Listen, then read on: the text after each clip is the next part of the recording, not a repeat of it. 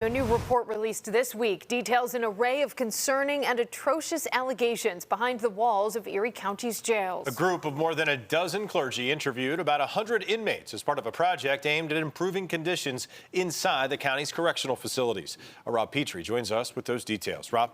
Yeah, that's absolutely right, Dave and Kelsey. For over 2 years, those interviews were conducted as part of the Erie County Clergy Jail Visiting Project. Now, it's all in an effort, they say, to improve life for inmates behind bars. And their findings are out now, and what they're reporting is disturbing. That there are some areas that really need some attention and that concern us. The report released this week details a series of visits to the Erie County Holding Center and the correctional facility by a team of 14 clergy. Reverend Nick Evancho was one of them. I saw my role in going into that place to just be present and listen to these people whose primary complaint was frequently that they didn't feel like people.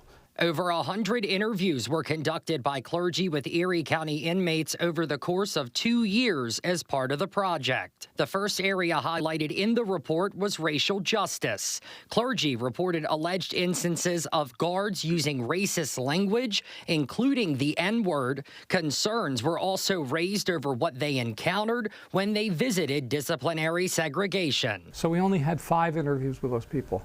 All 5 of them were non-white. That was Dr. Stephen Hart, a UB professor and the Western New York organizer for the Jail's Justice Network. He helped prepare the report and tells us they identified a number of concerns, including what he says amounts to religious discrimination. If you are Jewish and you ask to have a kosher diet, you are barred from having any commissary food items. The rationale that we heard from one staff member is that the jail can't determine for sure which commissary food items are kosher and are not kosher. Reverend Evancho says that was the case when he visited the correctional facility. They're choosing whether to be, faithful to their beliefs or eat.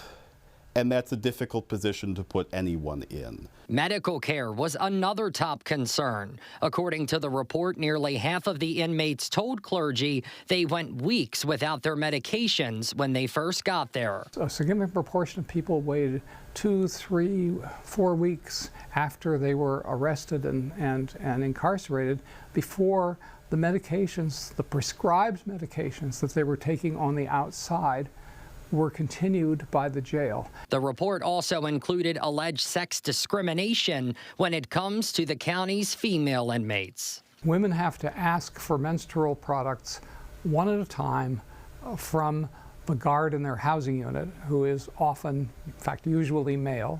That was not a point of comfort among the female inmates. They were definitely upset by a lot of what they felt weren't problems the men had to deal with in that facility. We reached out to the Erie County Sheriff's Office, who runs the facilities. Sheriff John Garcia issuing News 4 a lengthy statement that they are grateful for the project, saying in part, quote, "Because of the hard work of our staff, we continue to make meaningful strides in offering modern correctional services that emphasize rehabilitation and reentry. Sadly, the antiquated facilities that we operate, along with budgetary constraints, limit what we can do." Now, as it relates to the medication claims there, the Erie County Sheriff's Office says the New York State Commission of Correction conducted a review of their health services and did not find a single violation. Moving forward, the Sheriff's Office says they will now review that content of the report and all of their recommendations. Reporting live here in studio, Rob Petrie, News 4.